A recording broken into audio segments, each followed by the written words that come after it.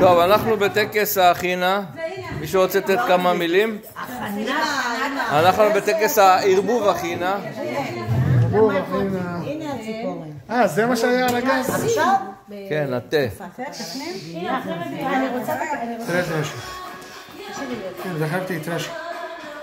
בשובו מהר המוריה, אמר אברהם לעצמו, הוא יכול היה יצחק להישחט. היה לי להסיעו לכנענית. זה השירים של אבא. היה לי להסיעו לכנענית, למה התעכבתי עם החתונה? זה בדרך באים. לה לה לה לה.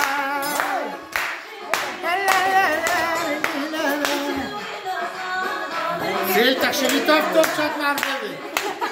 כל הכוונות. כל הכוונות הטובות. כל הכוונות הטובות. כל הברכות. כל האהבה. כל האהבה. כל היופי.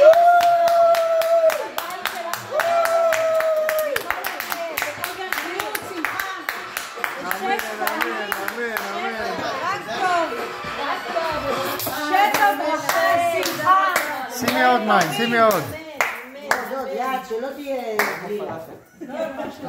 לא, גם אם תשימי את הכל, היא לא תהיה בלי, היא עוד שותה מים, צריכים עוד.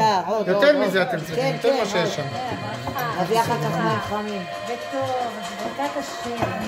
אמן, תצליח את דרככם, הכל יהיה בטוב, בשמחה, באושר. אתם יודעים שהאחינה עכשיו מה שהם עושים זה מחברים בין המולקולות. אתם מחברים עכשיו בעזרת השם לאחד. כמו שהאחינה לפני כן הייתה הקפאה ועכשיו היא לציטה אחת ואתם תהיו לאחד בעזרת השם. שירה.